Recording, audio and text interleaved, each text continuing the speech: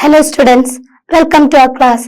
അപ്പൊ നമ്മൾ കഴിഞ്ഞ ക്ലാസ്സിൽ ലായനികൾ എന്നുള്ള പാഠത്തിലുള്ള കുറച്ച് കാര്യങ്ങളാണ് പറഞ്ഞിട്ടുള്ളത്. അതിൽ നമ്മൾ എന്താണ് ലായനി, എന്താണ് ലീനം, എന്താണ് ലായകം എന്നുള്ള കാര്യങ്ങളൊക്കെ പറഞ്ഞിട്ടുണ്ടല്ലോ. ഓർക്കുന്നുണ്ടോ? എന്താണ് ലീനം? ഒരു ലായകത്തിൽ ലയിക്കുന്ന വസ്തുവിനെ നമ്മൾ എന്ത് പറയും? ലീനം എന്ന് പറയും. ഏതിലാണ് ലയിക്കുന്നത് അതിനെ നമ്മൾ പറയുന്നത് ലായകം. ലീനം ലായകത്തിൽ ലയിച്ചു കഴിഞ്ഞാൽ ഉണ്ടാവുന്നതാണ് എന്ത്? ലായനി എന്ന് നമുക്ക് പറയാം.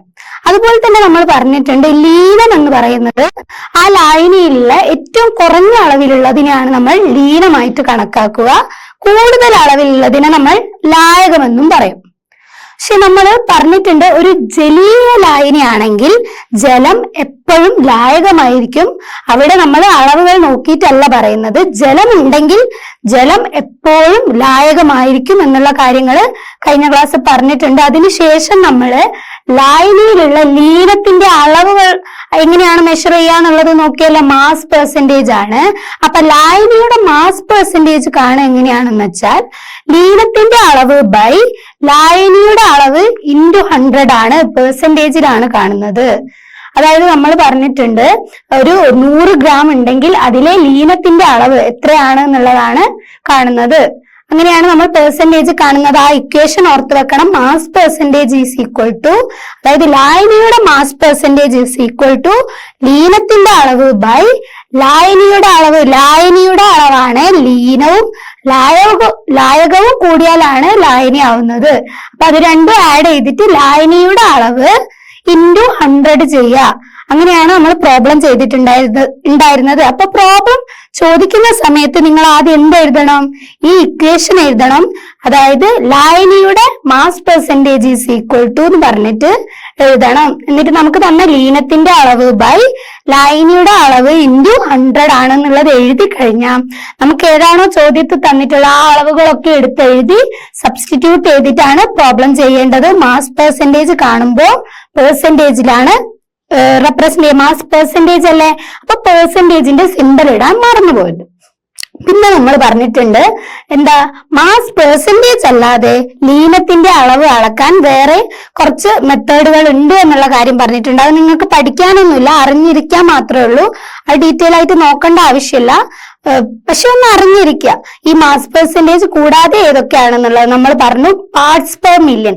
ഈ പാർട്സ് പെർ മില്യൺ എന്ന് പറയുന്നത് ഒരു ദശലക്ഷം ലായനിയിൽ, ദശലക്ഷത്തോളമുള്ള ലായനിയിൽ വളരെ കുറച്ച് എമൗണ്ട് ഓഫ് ലീനം ഉണ്ടാവും.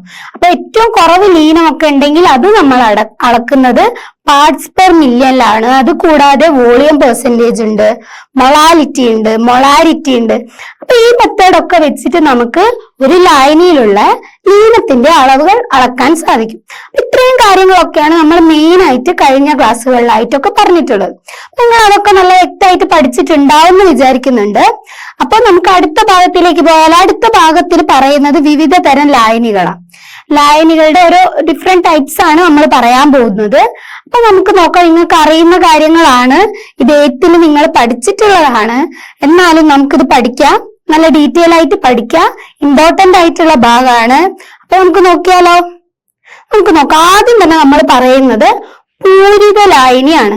നിങ്ങൾ കേൾക്കാറില്ലേ പൂരിത ഉപ്പ് ലായനി, പൂരിത ലായനി എന്നൊക്കെ പറഞ്ഞിട്ട് നമ്മൾ പല സ്ഥലത്തായിട്ട് കാണാറുണ്ട്.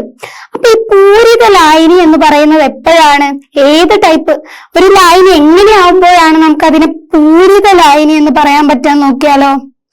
അപ്പൊ പൂരിത ലായനി അല്ലെങ്കിൽ നമുക്ക് എന്ത് പറയാം?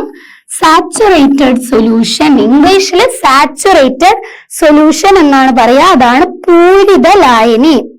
നമുക്ക് നോക്കാം. ഇവിടെ ആദ്യം ഒരു പ്രവർത്തനമാണ് ചെയ്യുന്നത്. ആ പ്രവർത്തനത്തിലൂടെ നമുക്ക് മനസ്സിലാക്കാൻ സാധിക്കും എങ്ങനെ വന്നു കഴിഞ്ഞാൽ നമുക്ക് ആ ലായനിയെ പൂരിത ലായനി എന്ന് പറയാൻ സാധിക്കുന്നു. നമ്മൾ നോക്കിയാലോ? നോക്കാം. ഒരു ബീക്കറിൽ 5 ml ജലം. ഞാൻ ഒരു ബീക്കറിൽ 5 ml എന്തെടുക്കുന്നുണ്ട്? ജലം എടുക്കുന്നുണ്ട്. ജലം. അതിൽ അമോണിയം ക്ലോറൈഡ് ആണ്, NH4Cl. അമോണിയം ക്ലോറൈഡ് കുറേശ്ശെയായി ലയിപ്പിക്കുന്നു. അതായത് ഞാനൊരു ഇവിടെ 50 ml എടുക്കാം. നമുക്ക് ഒരു 50 ml എടുക്കാം. 50 ml ജലം എടുത്തു. ഈ ജലത്തിലേക്ക് ഞാൻ കുറച്ച് അമോണിയം ക്ലോറൈഡ് കുറേശ്ശെയായിട്ട് എന്താക്കുകയാണ്? ലയിപ്പിക്കുകയാണ് ചെയ്യുന്നത്. ലീനം ഇവിടെ എന്താണ്? ലീനം അമോണിയം ക്ലോറൈഡ് ആണ്. എന്താണോ ലയിപ്പിക്കുന്നത് അതെന്താണ്? ലീനമാണ്. പിന്നെ ഇത് ജലീയ ലായനിയാണല്ലോ. അപ്പൊ പിന്നെ വേറെ ഒന്നും നോക്കണ്ട, ജലം എപ്പോഴും എന്തായിരിക്കും? ലായകമായിരിക്കും. ജലീയ ലായനി. കാരണം ഇവിടെ ഒന്നും എടുക്കുന്നത് നമ്മൾ ജലമാണെന്നുള്ളത് പറഞ്ഞു.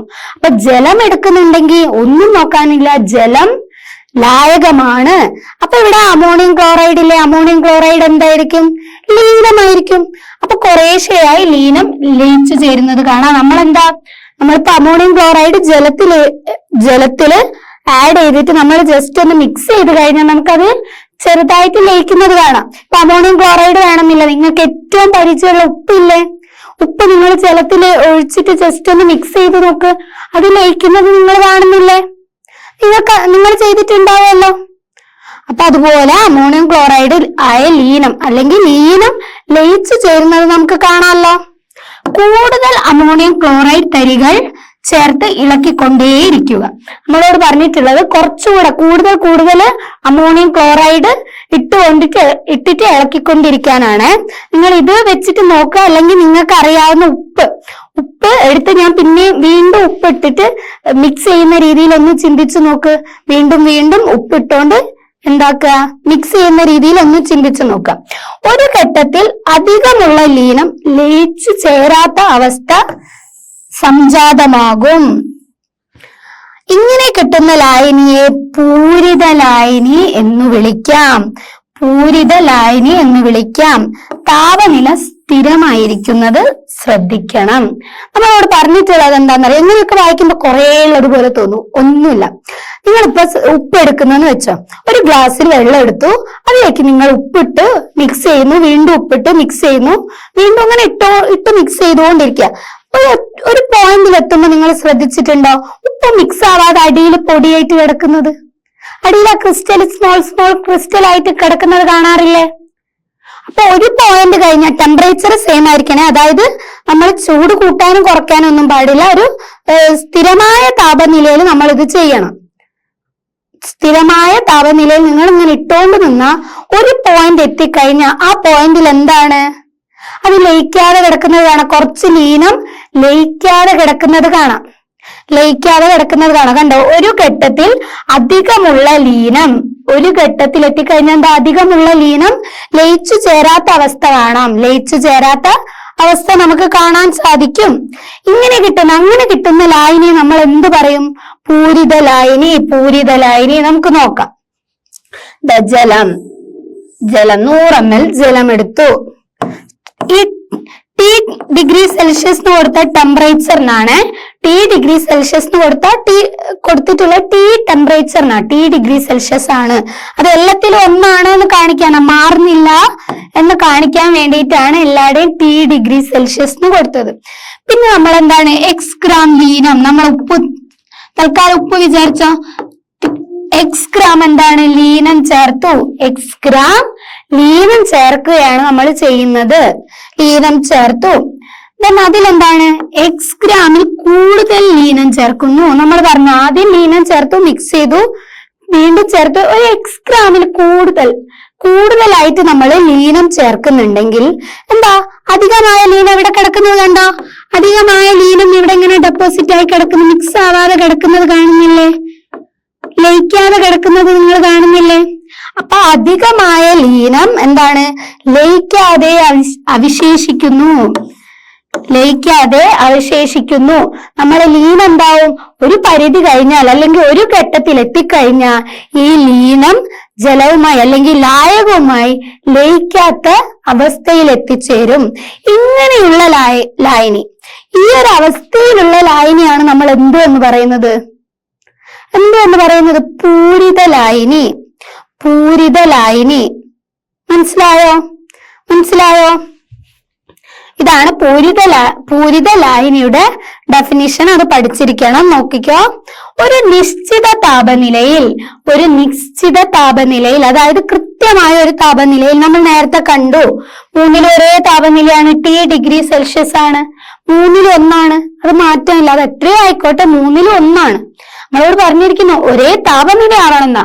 എത്ര ആവണമെന്നൊന്നുമില്ല, പക്ഷെ 3 കേസിലും ഒരേ താപനില ആയിരിക്കണം. അതായത് നമ്മൾ കുറച്ച് X ഗ്രാം ആഡ് ചെയ്യുമ്പോൾ ആ താപനില മെയിൻറ്റെയിൻ ചെയ്യണം. പിന്നെ എക്സ് ഗ്രാമിൽ കൂടുതൽ നമ്മൾ ആഡ് ചെയ്യുന്നുണ്ടെങ്കിലും ആ താപനില എന്താക്കണം, മെയിൻറ്റെയിൻ ചെയ്യണം. അപ്പൊ നമ്മളോട് പറഞ്ഞിട്ടുള്ളത് ഒരു നിശ്ചിത താപനിലയിൽ ഇത് എഴുതണേ. നിശ്ചിത താപനിലയിൽ എന്നുള്ളത് വിട്ടുപോകാൻ പാടില്ല. നിശ്ചിത താപനിലയിൽ എഴുതിയാൽ മാത്രമേ ആ പോയിന്റ് കറക്റ്റ് ആവുകയുള്ളൂ. ഓക്കെ, അത് നമുക്ക് മനസ്സിലാവും. അടുത്ത ഭാഗങ്ങൾ പറയുമ്പോൾ മനസ്സിലാവും എന്തുകൊണ്ടാണ് നിശ്ചിത താപനില എന്ന് പറഞ്ഞിട്ടുള്ളത് എന്ന്. നോക്കാം. ഒരു നിശ്ചിത താപനിലയിൽ പരമാവധി ലീനം ലയിച്ചു ചേർന്നാൽ ലഭിക്കുന്ന ലായനിയാണ് എന്ത്, പൂരിത ലായനി. ഒരു എന്താ നമ്മളിപ്പോ പറയുന്നത്, ഒരു നിശ്ചിത താപനിലയില് എല്ലാത്തിനും ഒരേ താപനില, നമ്മൾ എക്സ് ഗ്രാം ആഡ് ചെയ്യുന്ന ഒരേ താപനില, എക്സ് ഗ്രാം കൂടുതൽ ആഡ് ചെയ്യുന്നത് അതേ താപനിലയിലായിരിക്കണം.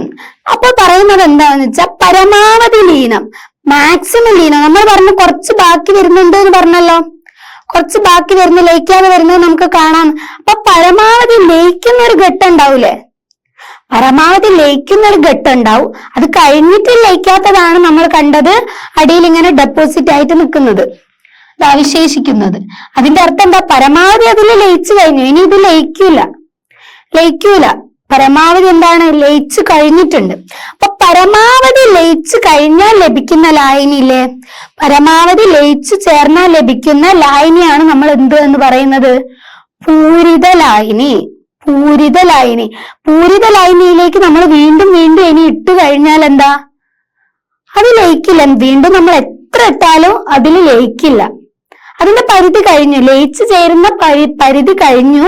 അതേ താപനിലയിൽ വെച്ചിട്ട് നമ്മൾ വീണ്ടും എത്ര ലീനം ഇട്ട് കഴിഞ്ഞാലും അതെന്താണ്, ലയിക്കില്ല.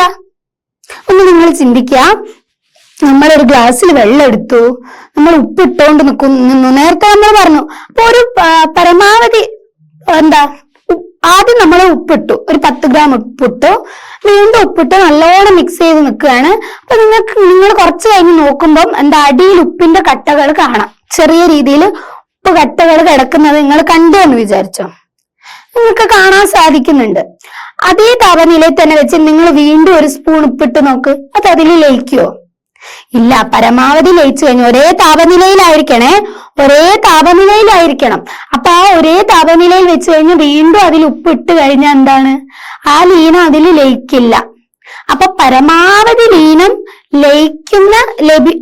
ലയിച്ചിട്ട് ലഭിക്കുന്ന ലായനിയില്ലേ, പരമാവധി ലീനം ലയിച്ചു കഴിഞ്ഞിട്ട് നമുക്ക് ലഭിക്കുന്ന ലായനിയാണ് നമ്മൾ എന്ത് പറയാ, പൂരിത ലായനി അല്ലെങ്കിൽ സാച്ചുറേറ്റഡ് സൊല്യൂഷൻ എന്നാണ് പറയാ, പൂരിത ലായനി ഓർ സാച്ചുറേറ്റഡ് സൊല്യൂഷൻ എന്നാണ് പറയാ. അപ്പൊ ക്ലിയർ ആയോ, പൂരിത ലായനി ക്ലിയർ ആയോ? പൂരിത ലായനിക്ക് എക്സാമ്പിൾ ചോദിച്ചാൽ സാച്ചുറേറ്റഡ് സാൾട്ട് സൊല്യൂഷൻ എന്ന് പറയാം.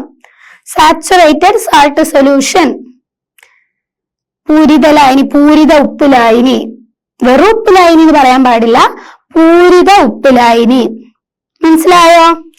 ഇനി നമ്മൾ അടുത്തത് നോക്കുകയാണെ, അപൂരിത ഉപ്പ് ലായനി. എന്താണ് അപൂരിത ഉപ്പ് ലായനി എന്ന് നോക്കിയാലോ. പൂരിത ലായനി നമ്മളിപ്പോ പറഞ്ഞു കഴിഞ്ഞു, പരമാവധി ലീനം ലയിച്ചു ചേർന്നാൽ ലഭിക്കുന്ന എന്താണ്, ലായനിയാണ് നമ്മൾ എന്ത് പറയുന്നത്, പൂരിത ലായനി അഥവാ സാച്ചുറേറ്റഡ് സൊല്യൂഷൻ. രണ്ടാമത്തേതാണ് അപൂരിത ലായനി. അതിന് നമ്മൾ എന്തായിരിക്കും പറയാ, പൂരിത ലായനി സാച്ചുറേറ്റഡ് സൊല്യൂഷൻ ആണ്. അപ്പൊ അപൂരിത ലായനി എന്ന് പറയുന്നത് എന്തായിരിക്കും, അൺസാച്ചുറേറ്റഡ് സൊല്യൂഷൻ. സാച്ചുറേറ്റഡ് ആവാത്ത സൊല്യൂഷൻ, പൂരിതമാവാത്ത സൊല്യൂഷൻ എന്ന് പറയാം. ഇനി അതിനും ഒരു പ്രവർത്തനത്തിലൂടെ നമുക്ക് പറഞ്ഞു കഴിഞ്ഞാൽ എന്താണ് അപൂരിത ലായനി എന്നുള്ളതും മനസ്സിലാവും. അപ്പൊ ഇതിന്റെയൊക്കെ ഡെഫിനിഷൻ പഠിച്ചിരിക്കണം. ചിലപ്പോ നിങ്ങൾക്ക് ഒരു പ്രവർത്തനം തന്നിട്ട് അവിടെ ഉണ്ടാവുന്ന ലായനി ഏതാണ്, എന്ത് ചെയ്താലാണ് പൂരിത ലായനി ലഭിക്കുക, ആ രീതിയിലൊക്കെ ക്വസ്റ്റ്യൻ വരാം. അപ്പൊ നമ്മൾ നോക്കാം അപൂരിത ലായനി. പൂരിത ലായനി ഉണ്ടാകുന്നതിന് മുമ്പുള്ള അവസ്ഥയിൽ അമോണിയം ക്ലോറൈഡ് തരികൾ ജലത്തിൽ ലയിച്ചു ചേരുന്നത് നിങ്ങൾ കണ്ടല്ലോ. ഇതിനെ അപൂരിത ലായനി എന്ന് വിളിക്കാം. അതായത് പൂരിത ലായനി ഉണ്ടാവുന്നത് എപ്പാണ് നമ്മൾ പറഞ്ഞു? പൂരിത ലായനി ഉണ്ടാവുന്നത് മാക്സിമം അതിൽ ലയിച്ചു കഴിഞ്ഞു. ഇനി നമ്മൾ ആഡ് ചെയ്ത് കഴിഞ്ഞാൽ ലയിക്കൂല. മാക്സിമം ലീനം ലയിച്ചു കഴിഞ്ഞു, എന്നിട്ട് ലീനം പിന്നെ ആഡ് ചെയ്യുമ്പോൾ അത് അടിയിൽ വന്ന് അടിഞ്ഞു കിടക്കുക ചെയ്യുന്നത്. ഇനി അങ്ങോട്ട് ലയിക്കാത്തൊരവസ്ഥ എത്തുമ്പോഴാണ് നമ്മൾ പറയുന്നത് പൂരിത ലായനി. അപ്പൊ അപൂരിത ലായനി എന്താന്ന് പറയുന്നത് വെച്ചാല് നമ്മൾ ബീക്കർ എടുത്തു കഴിഞ്ഞാല് പൂരിത ലായനി ഉണ്ടാവുന്നതിന് മുമ്പുള്ള ഒരവസ്ഥയല്ലേ. ഞാൻ ഇപ്പൊ ഒരു ഗ്ലാസ്സിൽ വെള്ളം എടുത്തു കഴിഞ്ഞാൽ ഒരു സ്പൂണ് ഉപ്പിട്ട് മിക്സ് ചെയ്ത് ലയിക്കുമല്ലോ. അപ്പൊ എന്താണ് അത്? മാക്സിമം ആണോ? അതായത് പൂരിത ലായനി ആയോ? ഒരു സ്പൂൺ ഇട്ട് ജസ്റ്റ് ഇളക്കുമ്പോഴേക്ക് അത് ലയിച്ചു കഴിഞ്ഞാൽ അത് പൂരിത ലായനി ആയോ? ഇല്ലല്ലോ. അപ്പൊ പൂരിത ലായനി ആവുന്നതിന് മുമ്പുള്ള അവസ്ഥയെ നമ്മൾ എന്ത് പറയും? അപൂരിത ലായനി. അതിന് മുമ്പുള്ള ലായനിയെ നമ്മൾ എന്ത് പറയും? അപൂരിത ലായനി. ഞാൻ വീണ്ടും ഒരു സ്പൂൺ ഇട്ട് മിക്സ് ചെയ്ത് കഴിഞ്ഞാല് ചിലപ്പോ എന്താണ് ലയിക്കാതെ കിടക്കാം. നമ്മൾ ഇടുന്ന സ്പൂണിന്റെ അളവിനെ ഡിപ്പെൻഡ് ചെയ്യേ, അത് വലിയ സ്പൂൺ ആണെങ്കിൽ. അപ്പൊ എന്താ, രണ്ടാമത് ഇട്ടിട്ട് എനിക്ക് ഇത് കിട്ടി, ലീനം ലയിക്കാത്ത ലീനം അടിയിൽ കാണാൻ പറ്റി. അങ്ങനെയാണെങ്കിൽ എനിക്ക് പൂരിത ലായനി ഉണ്ടായി. അപ്പൊ ആദ്യത്തെ സ്പൂൺ ഇട്ടപ്പോ ഉണ്ടായ ലായനി ഉണ്ടല്ലോ, അതായത് പൂരിത ലായനി ഉണ്ടാവുന്നതിന്റെ തൊട്ട് മുമ്പുള്ള അവസ്ഥയല്ലേ. തൊട്ട് മുമ്പുള്ള അവസ്ഥ എന്ന് പറഞ്ഞാൽ എന്താ? ഇനിയും ലീനം നമ്മൾ ഇട്ട് കഴിഞ്ഞാൽ അതിൽ ലയിക്കും. അതായത് അപൂരിത ലായനി എന്ന് പറയുമ്പോൾ ലീനം നമ്മൾ വീണ്ടും ഇട്ട് കഴിഞ്ഞാലും എന്താണ്, അത് ലയിക്കും. അങ്ങനെ ഉണ്ടെങ്കിൽ നമുക്ക് പറയാം എന്ത്? അപൂരിത ലായനി. പൂരിതായില്ലല്ലോ, അതായത് ഇനി ഇട്ട് കഴിഞ്ഞാൽ ലയിക്കാത്ത അവസ്ഥയിൽ എത്തിയിട്ടില്ലല്ലോ, അതിന് മുമ്പുള്ള അവസ്ഥ. അപ്പൊ നമുക്ക് പറയാം അപൂരിത ലായനി. ഇത് അമോണിയം ക്ലോറൈഡ് തരികൾ ജലത്തിൽ ലയിച്ചു ചേരുന്നത് നമുക്ക് കാണാം. നിങ്ങൾ ഉപ്പ് വെച്ച് ചെയ്ത് നോക്ക്, ലയിച്ചു ചേരുന്നത് കാണാം. ആദ്യത്തെ സ്പൂൺ ഇട്ട് കഴിഞ്ഞാൽ ലയിച്ചു ചേരുന്നത് കാണാം. അതിനെ അപൂരിത ലായനി എന്ന് വിളിക്കുന്നു. അതിനെയാണ് അപൂരിത ലായനി എന്ന് വിളിക്കുന്നത്. അപൂരിത ലായനി.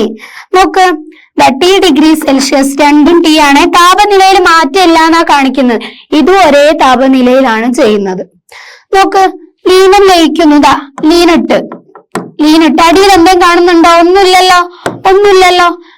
ഇവിടെ നോക്ക്, വീണ്ടും നമ്മൾ ലീനിട്ട് കഴിഞ്ഞ് ഇവിടെ അടിയിൽ ഒന്നും കാണാനില്ല. നോക്ക്, ലീനം ലയിക്കുന്നു, കൂടുതൽ ലീനം ലയിക്കുന്നു, കൂടുതൽ ഇട്ടത് ലയിക്കുന്നുണ്ട്. കൂടുതൽ ഇട്ടത് ലയിക്കാതെ കിടക്കുമ്പോഴാണ് നമ്മൾ എന്ത് പറയുന്നത്? പൂരിത ലായനി.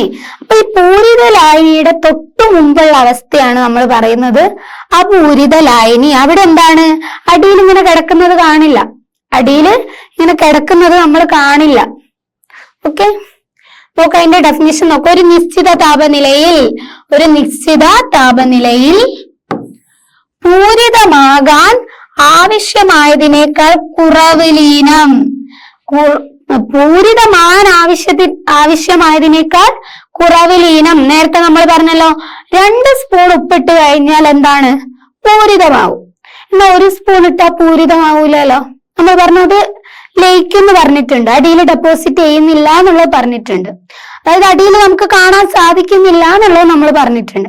അപ്പൊ പൂരിതമാവാൻ അല്ലെങ്കിൽ സാച്ചുറേറ്റഡ് ആവാൻ ആവശ്യമായതിനേക്കാൾ കുറവ് ലീനം. പൂരിതമാവാൻ ആവശ്യമായതിനേക്കാൾ കുറവ് ലീനം ഇട്ടാലല്ലേ ലയിച്ചു ചേരുള്ളൂ. അപ്പൊ ഇതാ, ഒരു നിശ്ചിത താപനിലയിൽ പൂരിതമാകാൻ ആവശ്യമായതിനേക്കാൾ കുറവ് ലീനം ലയിപ്പിച്ച ലായനിയെ നമ്മൾ എന്ത് പറയും? കുറവ് ലീനം ലയിപ്പിച്ച ലായനിയെ നമ്മൾ എന്ത് പറയും? അപൂരിത ലായനി. ഇമ്പോർട്ടന്റ് ആണ്, അപൂരിത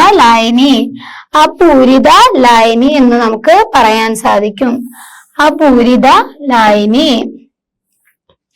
അടുത്തതാണ് അതിപൂരിത ലായനി. അല്ലെങ്കിൽ നമുക്ക് പറയാൻ പറ്റും സൂപ്പർ സാച്ചുറേറ്റഡ് സൊല്യൂഷൻ. മനസ്സിലായോ? അതിപൂരിത ലായനി അഥവാ സൂപ്പർ സാച്ചുറേറ്റഡ് സൊല്യൂഷൻ എന്നാണ് നമുക്ക് പറയാം. നോക്കിയാലോ, അതിപൂരിത ലായനി എന്താണെന്നുള്ളത്? സൂപ്പർ സാച്ചുറേറ്റഡ് സൊല്യൂഷൻ അല്ലെങ്കിൽ അതിപൂരിത ലായനി. നോക്കാം, അതും ഇവിടെ ഒരു പരീക്ഷണം കൊടുത്തിട്ടുണ്ട്. അമോണിയം ക്ലോറൈഡിന്റെ പൂരിത ലായനി, അമോണിയം ക്ലോറൈഡിന്റെ പൂരിത ലായനി, അത് നമുക്ക് പറയാം എന്താണ് പൂരിത ലായനി. തയ്യാറാക്കിയ സന്ദർഭത്തിൽ അല്പം ലീനം ലയിക്കാതെ അവശേഷിച്ച് കിടക്കുന്നത് നമുക്ക് കാണാമല്ലോ. പൂരിത ലായനി ഉണ്ടാക്കിയപ്പോ നമ്മൾ കണ്ടില്ലേ ലീനം അവശേഷിച്ച് കിടക്കുന്നത്. പൂരിത ലായനി ഉണ്ടാക്കിയപ്പോതാ ലീനം അവശേഷിച്ച് കിടക്കുന്നത് നമ്മൾ കണ്ടിട്ടുണ്ടല്ലോ, നമ്മൾ അത് അവിടെ നിരീക്ഷിച്ചിട്ടുണ്ടല്ലോ. അതാണ് ഇവിടെ പറയുന്നത്. പൂരിത ലായനി ഉണ്ടാക്കിയ സമയത്ത് എന്താണ് നമ്മളെ ലീനം അവശേഷിച്ച് കിടക്കുന്നത് നമ്മൾ നിരീക്ഷിച്ചിട്ടുണ്ടല്ലോ. ഇതിനെ ലയിപ്പിക്കാൻ എന്തെങ്കിലും മാർഗമുണ്ടോ? നമ്മളോട് ചോദിക്കാണ് അതിനെ ലയിപ്പിക്കാൻ ഇനി എന്തെങ്കിലും മാർഗമുണ്ടോ എന്നുള്ളത് ചോദിക്കാം. നമുക്ക് ചൂടാക്കി നോക്കാനാണ് പറഞ്ഞിട്ടുള്ളത്. ചൂടാക്കി നോക്കാൻ. നിങ്ങൾ ശ്രദ്ധിച്ചു നോക്ക്. നമ്മളിപ്പോ ഒരു വെള്ളത്തിൽ പഞ്ചസാര ഇട്ട് മിക്സ് ചെയ്യാണ്. ചായ ഉണ്ടാക്കുന്ന ഒന്ന് ആലോചിച്ച് നോക്ക്. നമ്മൾ ചായ ഉണ്ടാക്കി കഴിഞ്ഞിട്ട് ഒരു ഗ്ലാസ്സിലേക്ക് ചായ എടുത്തിട്ട് അതിൽ പഞ്ചസാര ഇട്ട് മിക്സ് ചെയ്യുന്നതോ, അല്ലെങ്കിൽ ചായ ഉണ്ടാക്കുന്ന സമയത്ത് ആ ചൂടോടെ പഞ്ചസാര ഇട്ട് മിക്സ് ചെയ്യുമ്പോഴാണോ ഈസി ആയിട്ട് പഞ്ചസാര അതിൽ ലയിക്കുന്നത്? എപ്പോഴാണ്? ചൂടാക്കുമ്പോ അല്ലേ. അതുകൊണ്ട് തന്നെ നമ്മൾ വെള്ളം തിളപ്പിക്കുമ്പോ തന്നെ പഞ്ചസാര ഇടാറുണ്ടല്ലോ, അല്ലെങ്കിൽ ഗ്യാസ് ഓഫ് ചെയ്യുന്നതിന് മുമ്പായിട്ട് പഞ്ചസാര ഇടാറുണ്ട്. അതെന്തിനാ? വേഗത്തിൽ ലയിക്കാൻ വേണ്ടിയിട്ടാ. അതിപ്പോ പച്ച വെള്ളമല്ലേ, തണുത്ത വെള്ളം, അതായത് ചൂടാക്കാത്ത വെള്ളം. ഈ ചൂടാക്കാത്ത ഒരു ഗ്ലാസ് വെള്ളം എടുത്തു, ചൂടായിട്ടുള്ള ഒരു ഗ്ലാസ് വെള്ളം എടുത്തു, രണ്ടിലും ഒരേ സ്പൂൺ പഞ്ചസാര ഇട്ടിട്ട് ഒന്ന് മിക്സ് ചെയ്ത് നോക്കും. ഏതിലായിരിക്കും വേഗം ലയിക്കുക? ചൂടാക്കിയ അല്ലെ ചൂടുള്ള വെള്ളത്തില് പെട്ടെന്ന് ലയിക്കും. എന്നാൽ തണുത്ത ജലത്തിൽ പെട്ടെന്ന് ലയിക്കില്ല. ഓക്കെ, അപ്പൊ നമ്മളോട് ചൂടാക്കി നോക്കാനാണ് പറയുന്നത്. ചൂടാക്കി നോക്കുമ്പോ എന്താണ് സംഭവിക്കുന്നത്? ചൂടാക്കി നോക്കുമ്പോ അത് അതില് ലീനം, ബാക്കി വന്ന ലീനം അതിൽ ലയിക്കും. നോക്ക, കുറച്ചുകൂടെ ലീനം ചേർത്ത് ചൂടാക്കുന്നത് തുടരാൻ. അപ്പൊ ആദ്യം നമ്മള് ബാക്കി വന്ന ലീനം ചൂടാക്കിയപ്പോ അതിൽ ലയിച്ചു. നമ്മളോട് പറയുന്നത് കുറച്ചുകൂടെ വന്നതില്ലേ, കുറച്ചുകൂടെ ലീനം ചേർത്തിട്ട് വീണ്ടും ചൂടാക്കാനാണ് നമ്മളോട് പറയുന്നത്. കുറച്ചുകൂടെ ലീനം അതിൽ വീണ്ടും ചേർത്തിട്ട് ഒന്ന് ചൂടാക്കി നോക്കാനാണ് നമ്മളോട് പറയുന്നത്. അപ്പൊ തുടരുക എന്താണ് സംഭവിച്ചത്? ലീനം ലയിക്കുന്നുണ്ടോ എന്നാണ് ചോദിക്കുന്നത്. ലീനം ലയിക്കുന്നുണ്ടോ എന്നാ ചോദിച്ചത്. വീണ്ടും ഇട്ട് കഴിഞ്ഞിട്ട് ചൂടാക്കി കഴിഞ്ഞാല് ഒരു പരിധി കഴിഞ്ഞാൽ വീണ്ടും ലയിക്കില്ല. ആ ലയിക്കാതെ കിടന്നത് ചൂടാക്കുമ്പോ ഫുള്ളായിട്ട് ലയിക്കും. നമ്മൾ വീണ്ടും ഇട്ട് കഴിഞ്ഞിട്ട് ചൂടാക്കി കഴിഞ്ഞാൽ ഫുള്ളായിട്ട് അത് ലയിക്കില്ല. അത് വീണ്ടും അടിയിൽ കുറച്ച് തരികളായിട്ട് നിൽക്കുന്നത് നമുക്ക് കാണാൻ സാധിക്കും. നമുക്കത് വായിച്ചു നോക്കാം. ഇനി ലായനിയെ അനക്കാതെ സാധാരണ താപനിലയിലേക്ക് സാവധാനം തണുപ്പിക്കുക. നമ്മളോട് പറഞ്ഞിട്ടുള്ളത് നല്ല രീതിയിൽ ചൂടാക്കുക, ലീനമിടുക. അല്ലെങ്കിൽ പൂരിത ലായനിയിൽ ബാക്കി വന്ന ലീനം ഉണ്ടല്ലോ, അതിനെ വെച്ചിട്ട് ചൂടാക്കുക, ലീനം ലയിക്കുന്നത് കാണാം. വീണ്ടും ചൂടാക്കുകയാണ്, അതിലേക്ക് വീണ്ടും ലീനം ഇടാനാണ് പറയുന്നത്. വീണ്ടും ഒരു സ്പൂണൊക്കെ ഇട്ട് കഴിഞ്ഞാൽ ലയിക്കും, ഫുള്ളായിട്ട് ലയിക്കും. പക്ഷെ ഒരു പരിധി കഴിഞ്ഞാൽ അത് ലയിക്കാതെ കിടക്കുന്നത് നമുക്ക് കാണാം. സപ്പോസ് ഇപ്പൊ നമ്മൾ ഒരു സ്പൂൺ ഇട്ട് അതും ലയിച്ചു എന്ന് വിചാരിക്കുക, കംപ്ലീറ്റ് ലയിച്ചു. ഞാൻ താപം കൊടുത്തപ്പോ ഫുള്ളായിട്ട് ലയിച്ചു, ലീനം ലയിച്ചു കഴിഞ്ഞു. ഇനി അതിന്റെ ചൂടൊക്കെ ആയപ്പം നമ്മൾ ഫ്ലെയിം ഓഫ് ചെയ്തു, അത് തണുക്കാൻ വെച്ചു. നമ്മൾ ആ ബീക്കർ തണുക്കാൻ വെച്ചു. എന്ത് കാണാൻ പറ്റും? സമയം കഴിയുന്തോറും എന്ത് കാണാൻ സാധിക്കും? അത് തണുപ്പ് അതായത് ചൂട് മാറുന്നതിനനുസരിച്ച്, തണുത്ത് വരുന്നതിനനുസരിച്ച് ലീനം പിന്നെയും അടിയിൽ വന്ന് കിടക്കുന്നത് നമുക്ക് കാണാൻ സാധിക്കും. അതായത് താപനില കുറയുന്നതിനനുസരിച്ച് വീണ്ടും ലീനം താഴെ അടിഞ്ഞു കിടക്കുന്നത് നമുക്ക് കാണാൻ സാധിക്കും. മനസ്സിലായോ? എന്താ പറയുന്നത് എന്ന് വെച്ചാല്, ഇനി ലായനിയെ അനക്കാതെ സാധാരണ താപനിലയിലേക്ക്, ചൂടാക്കുമ്പോ താപനില കൂടുതലാ, സാധാരണ താപനിലയിലേക്ക് എത്താൻ വന്ന താപനില കുറഞ്ഞ് സാവധാനം തണുപ്പിക്കാനാണ് പറയുന്നത്. അപ്പൊ ലീന അവക്ഷിപ്തപ്പെടുന്നുണ്ടോ? നിരീക്ഷണം രേഖപ്പെടുത്താൻ. ലീന അവക്ഷിപ്തപ്പെടുന്നുണ്ടോ? ലീനം അവക്ഷിപ്തപ്പെടുന്നതായിട്ട് നമുക്ക് കാണാൻ സാധിക്കും. നിങ്ങൾ എന്ത് ചെയ്യാന്നറിയോ? നിങ്ങള് ഒരു ഗ്ലാസ്സിൽ വെള്ളം എടുക്കുക, കുറച്ച് ഉപ്പിടുക, മിക്സ് ചെയ്യുക. അത് ഫുള്ളി ലയിക്കുമല്ലോ, അതാണ് നിങ്ങൾ അപൂരിത ലായനി. വീണ്ടും ഉപ്പിടുക, എന്താക്കുക, വീണ്ടും ഉപ്പിടുക, ലയിപ്പിക്കുക. അതിൽ ലയിക്കാതെ കുറച്ച് തരികൾ കിടക്കുന്നത് കാണാം. അഥവാ അതും ലയിച്ചിട്ടുണ്ടെങ്കിൽ വീണ്ടും ഇടണേ, വീണ്ടും ഇടാം. അപ്പൊ കുറച്ച് തരികൾ ലയിക്കാതെ കിടക്കുന്നത് കാണാം. അപ്പൊ നമുക്ക് എന്ത് പറയാം? പൂരിത ലായനി എന്ന് പറയാം. ഇനി പൂരിത ലായനിയെ നിങ്ങൾ ഒന്ന് ചൂടാക്കുക. ചൂടാക്കുമ്പോ ഈ അടിയിൽ കിടന്ന് കുറച്ച് ലയിക്കാതെ കിടന്ന സാധനം ഇല്ലേ, നമ്മളെ ലീനയില്ലേ, അത് ലയിക്കുന്നത് നിങ്ങൾക്ക് കാണാൻ സാധിക്കും. അപ്പൊ നിങ്ങൾ എന്ത് ചെയ്യുക? 1 സ്പൂൺ കൂടെ ലീനം അതിലേക്ക് ഇടുക. എന്നിട്ട് ചൂടാക്കിക്കൊണ്ടിരിക്കുന്ന സാധനത്തിൽ ലയിപ്പിച്ച് നോക്കുക, ലയിക്കുന്നത് നിങ്ങൾക്ക് കാണാം. ഇനി അത് ഗ്യാസ് ഓഫ് ചെയ്യുക. നമ്മളെ ലായനിയെ തണുക്കാൻ വെക്കാന്ന് വെച്ചാൽ ജസ്റ്റ് ഒന്ന് പുറത്തെടുത്ത് വെക്കുക. ഫ്ലെയിം ഓഫ് ആക്കിയിട്ട് മാറ്റി വെച്ച് കഴിഞ്ഞാൽ കുറച്ചൊന്ന് ഒരു 15-20 മിനിറ്റ് അല്ലെങ്കിൽ ഒരു അരമണിക്കൂർ കഴിഞ്ഞിട്ട് നിങ്ങളൊന്ന് അത് നിരീക്ഷിച്ചു, ആ ചൂടൊന്ന് വിട്ടുമാറിയിട്ട് നിങ്ങളൊന്ന് അത് നിരീക്ഷിച്ച് നോക്ക്. നിങ്ങൾക്ക് എന്ത് കാണാൻ പറ്റൂ? നമ്മൾ ആ വീണ്ടും ലയിപ്പിച്ചില്ലേ, അത്രയും ലീനം എന്തായിരിക്കും അടിയിൽ വീണ്ടും വന്നിട്ട് അവശിഷ്ടമായിട്ട് കിടക്കുന്നത് നിങ്ങൾക്ക് കാണാൻ പറ്റും. അതായത് അടിയിൽ ഡെപ്പോസിറ്റ് ചെയ്ത് കിടക്കുന്നത് നിങ്ങൾക്ക് കാണാൻ സാധിക്കും. പറ്റുന്നവരൊന്ന് ചെയ്തു നോക്കുക. അപ്പൊ അങ്ങനെ വന്നാൽ നമുക്ക് എന്ത് പറയാം? അതിപൂരിത ലായനി എന്നാണ് നമ്മൾ പറയാ. നമുക്ക് നോക്കാം എന്താണ് അതിപൂരിത ലായനി. അതിന് മുമ്പ് നമ്മൾ പറഞ്ഞ നിരീക്ഷണം ഇവിടെ പിക്ചറിൽ കൊടുത്തിട്ടുണ്ട്. നമ്മൾ പറഞ്ഞ പ്രവർത്തനത്തിന്റെ നിരീക്ഷണം ഈ ചിത്രത്തിൽ കൊടുത്തിട്ടുണ്ട്. നമുക്കതൊന്ന് നോക്കാം. ഒരു നിശ്ചിത താപനിലയിൽ പൂരിതമാവാൻ ആവശ്യമായതിൽ കൂടുതൽ ലീനം, ഒരു നിശ്ചിത താപനിലയിൽ പൂരിതമാകാൻ ആവശ്യമായതിൽ കൂടുതൽ ലീനം ലയിച്ചു ചേർന്ന ലായനിയെ അതിപൂരിത ലായനി എന്ന് പറയുന്നു. ഒരു നിശ്ചിത താപനിലയിൽ പൂരിതമാവാൻ ആവശ്യമായതിൽ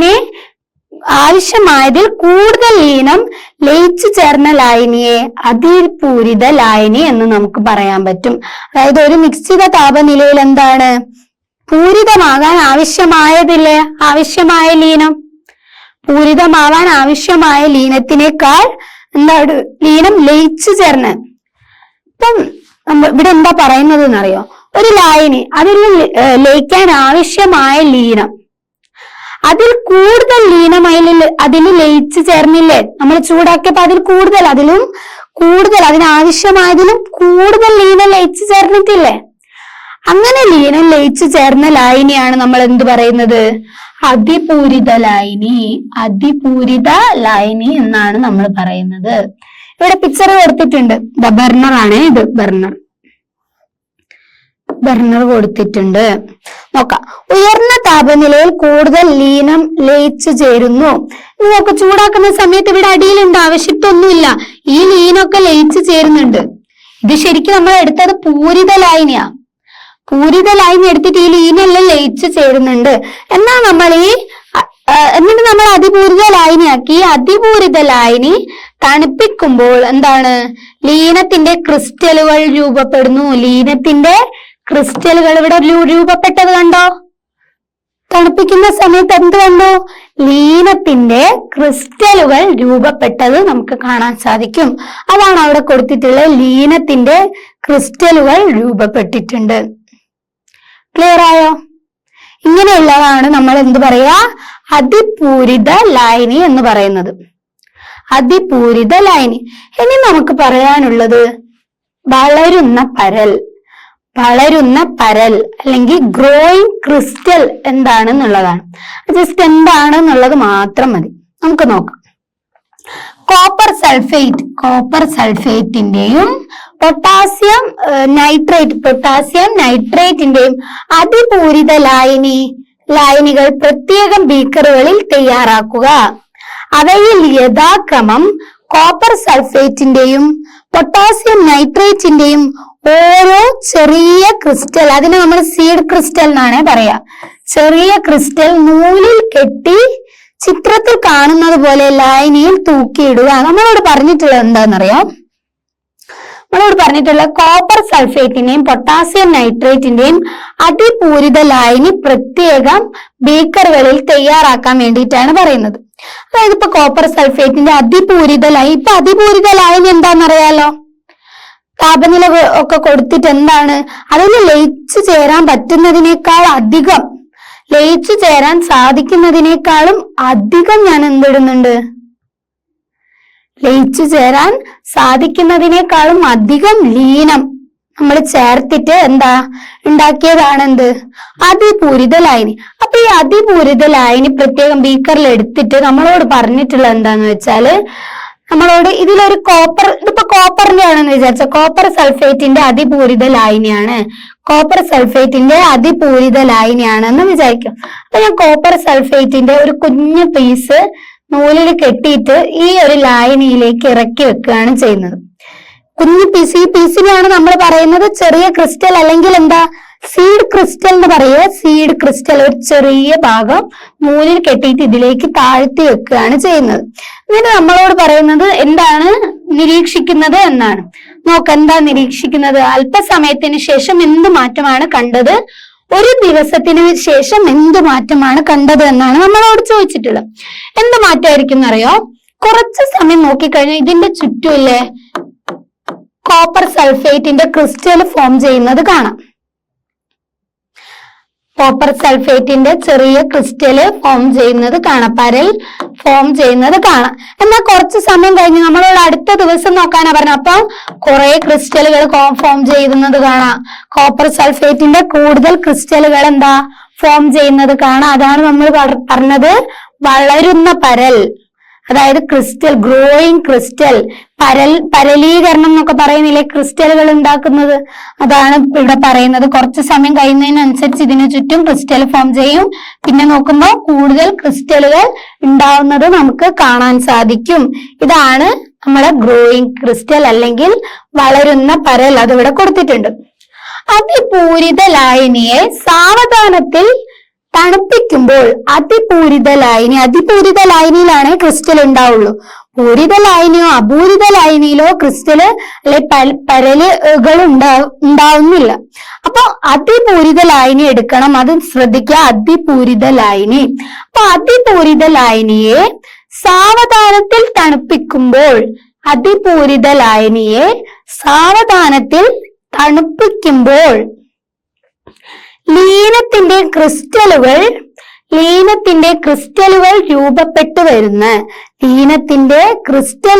രൂപപ്പെട്ടു വരുന്ന എന്താണ് പ്രക്രിയയെ പരലീകരണം, അതാണ് ക്രിസ്റ്റലൈസേഷൻ, പരലീകരണം എന്ന് പറയാം. ക്രിസ്റ്റലൈസേഷൻ അഥവാ പരലീകരണം എന്ന് നമുക്ക് പറയാൻ സാധിക്കും.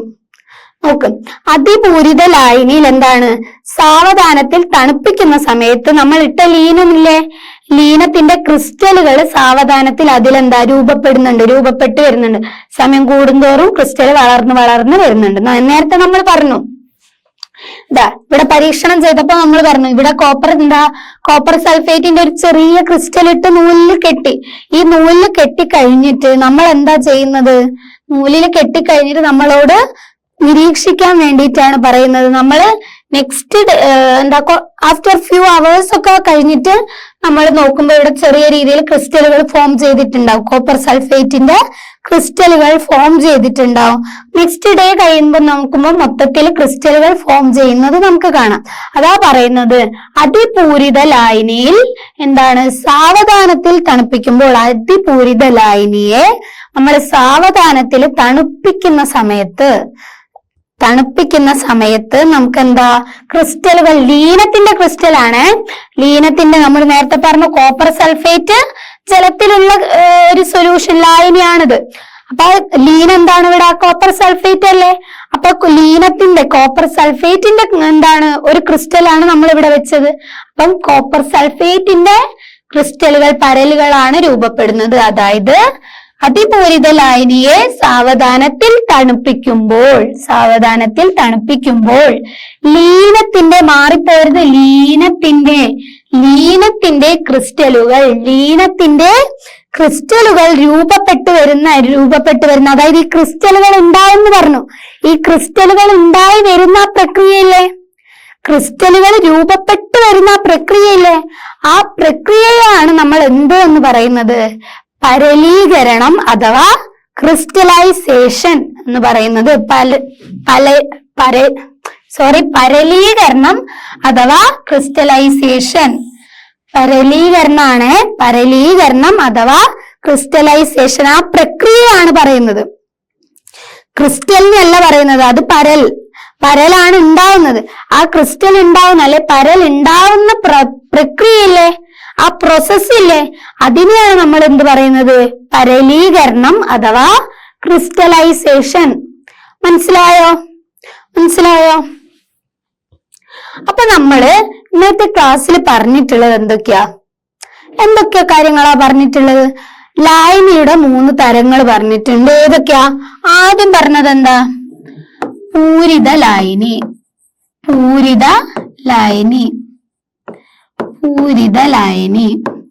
രണ്ടാമത് പറഞ്ഞിട്ടുള്ളത് എന്താ? അപൂരിത ലായനി.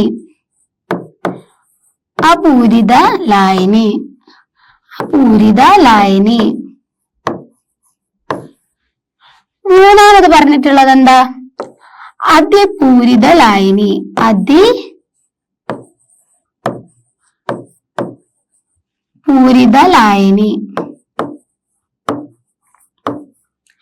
മൂന്ന് ലായനികളാണ് നമ്മൾ പറഞ്ഞിട്ടുള്ളത്. അപ്പൊ നിങ്ങൾക്കിപ്പോ അറിയാലോ പൂരിത ലായനി എന്ന് പറഞ്ഞാൽ എന്താ? നിശ്ചിത താപനിലയിൽ അതിൽ ലയിക്കാൻ പറ്റുന്ന മാക്സിമം പരമാവധി ലീനത്തിന്റെ അളവ് അടങ്ങിയിട്ടുള്ളതാണ് പൂരിത ലായനി എന്ന് പറയുന്നത്. എന്നാൽ അപൂരിത ലായനി എന്ന് പറയുന്നത് എന്താ?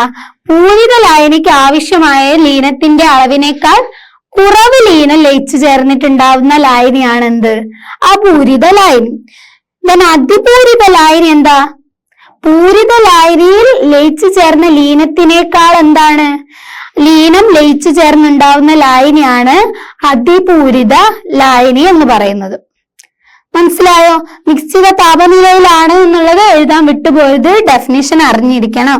3ന്റെയും ഡെഫിനിഷൻ പഠിച്ചിരിക്കണം. അപ്പൊ 3ന്റെ പ്രത്യേകതകളും പഠിച്ചിരിക്കണം. നിങ്ങൾക്ക് ക്വസ്റ്റ്യൻ ചോദിക്കാം. നിങ്ങൾക്ക് ചിലപ്പോ ചിത്രം തന്നിട്ട് ക്വസ്റ്റ്യൻ ചോദിക്കാം. അടിയിൽ കുറച്ച് നിൽക്കുന്നത് കാണാം. താപനില കൊടുക്കുന്നില്ല, നിശ്ചിത താപനിലയില് ലീനം ആഡ് ചെയ്തപ്പോ ഇങ്ങനെ ഉണ്ടായി എന്നുള്ള രീതിയിൽ പിക്ചർ തന്നിട്ട് ചോദിക്കാം. അപ്പൊ അടിയിൽ കുറച്ച് നമ്മളെ ലീനം നിൽക്കുന്നത് നിങ്ങൾക്ക് കാണാൻ സാധിക്കുന്നുണ്ടെങ്കിൽ നിങ്ങൾക്ക് പറയാം അത് പൂരിത ലായനിയാണ് എന്ന്. എന്നാൽ ലീനം ഇട്ട് അടിയിലൊന്നും ഡെപ്പോസിറ്റ് ചെയ്യുന്നതോ ഷിഫ്റ്റ് ആയിട്ടൊന്നും നിങ്ങൾ കാണുന്നില്ലെങ്കിൽ നിങ്ങൾക്ക് എന്ത് പറയാം? അത് അപൂരിത ലായനിയാണ്. നിങ്ങളോട് ടെമ്പറേച്ചർ കൊടുത്ത് ചൂടാക്കി, അല്ലെങ്കിൽ താപം കൊടുത്തു, അല്ലെങ്കിൽ ഹീറ്റ് ചെയ്തു ചൂടാക്കി എന്നൊക്കെ പറയുന്നുണ്ട്. അതുപോലെ താപം കൊടുത്തപ്പോൾ ലീനം കൂടുതൽ ലയിച്ചു ചേർന്നു എന്നൊക്കെ പറയുന്നുണ്ടെങ്കിൽ അതെന്താണ്? അതിപൂരിത ലായനി, സൂപ്പർ സാച്ചുറേറ്റഡ് സൊല്യൂഷൻ എന്ന് നമുക്ക് പറയാം. ഇത്രയും ടൈപ്സ് ഓഫ് ലായനികളാണ് നമ്മൾ ഇന്നത്തെ ക്ലാസ്സിൽ ഡിസ്കസ് ചെയ്തത്. അത് കഴിഞ്ഞിട്ട് നമ്മൾ പറഞ്ഞിട്ടുള്ള ഒരു കാര്യമാണ് വളരുന്ന പരൽ എന്തായിരുന്നു? ഒരു അതിപൂരിത ലായനി. അത് മറന്നു പോരുത്, അതിപൂരിത ലായനി എന്ന് തന്നെ പറയണം. ഒരു അതിപൂരിത ലായനി എടുത്ത് നമ്മൾ സാവധാനത്തിൽ തണുപ്പിച്ചു കഴിഞ്ഞാൽ അതിൽ ലീനത്തിന്റെ ക്രിസ്റ്റലാണ്. ലീനത്തിന്റെ ക്രിസ്റ്റലുകൾ സാവധാനത്തിൽ രൂപപ്പെടുന്നുണ്ടെങ്കിൽ ലീനത്തിന്റെ പരലുകൾ രൂപപ്പെടുന്നുണ്ടെങ്കിൽ അതിന് നമുക്ക് ആ പ്രക്രിയ നമുക്ക് പറയാം? പരലീകരണം എന്ന് പറയാം, ക്രിസ്റ്റലൈസേഷൻ എന്ന് പറയാം. മനസ്സിലായോ? ഇത്രയും കാര്യങ്ങളാണ് നമ്മൾ ഈ ക്ലാസ്സിൽ ഡിസ്കസ് ചെയ്തിട്ടുള്ളത്. അപ്പൊ നമ്മളെ ലായനികളുടെ ആദ്യത്തെ പാർട്ട് കഴിഞ്ഞിട്ടുണ്ട്. ഇനി അടുത്ത ക്ലാസ്സിൽ നമ്മൾ കുറച്ചുകൂടെ സസ്പെൻഷൻ എന്താണ്, കൊളോയിഡ് എന്താണ്, ട്രൂ സൊല്യൂഷൻ എന്താണ് എന്നുള്ള കാര്യങ്ങളൊക്കെയാണ് പറയാൻ പോകുന്നത്. അതൊക്കെ നമുക്ക് അടുത്ത ക്ലാസ്സിൽ കാണാം. അപ്പൊ ഇന്ന് എടുത്തിട്ടുള്ള കാര്യം, അതുപോലെ ഈ ചാപ്റ്ററിൽ ഇതുവരെ എടുത്തിട്ടുള്ള കാര്യം വ്യക്തമായിട്ട് പഠിക്കുക. അത് പഠിച്ചതിന് ശേഷമാണ് നമുക്ക് അടുത്ത ഭാഗം എളുപ്പത്തിൽ മനസ്സിലാക്കാൻ സാധിക്കുള്ളൂ. നല്ല രീതിയിൽ ക്വസ്റ്റ്യൻസ് ഒക്കെ വരുന്ന ഒരു ചാപ്റ്റർ ആണ് ലായനികൾ. നിങ്ങൾ 8th പഠിച്ചിട്ടുണ്ട്, ഇപ്പൊ 9th പഠിക്കുന്നുണ്ട്. ഇനി വലിയ ക്ലാസ്സിൽ എത്തുമ്പോഴേക്കും നിങ്ങൾ ഇത് പഠിക്കും. +1 +2 ഒക്കെ പഠിക്കാനുണ്ട്. അപ്പൊ ഈ ബേസ് അറിഞ്ഞാൽ മാത്രമേ നിങ്ങൾക്ക് നല്ല രീതിയിൽ പഠിക്കാൻ സാധിക്കുള്ളൂ. അപ്പൊ ഇത് നന്നായിട്ട് നോക്കണം. ഓക്കെ, ക്ലിയർ ആയിട്ടുണ്ട് എടുത്തതെന്ന് വിചാരിക്കുന്നുണ്ട്. അപ്പൊ അടുത്ത ക്ലാസ് കാണാം. So thank you.